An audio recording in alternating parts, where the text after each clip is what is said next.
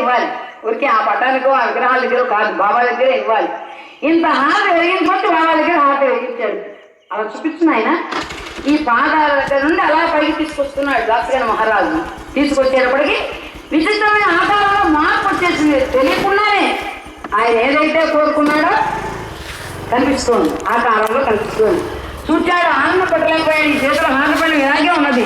ఆ ఆనందాన్ని ఆపుకోలేక హే పాండురంగా హే పండరీనాథ శరణం శరణం శరణం సాయి శరణం బాబా శరణం శరణం శరణం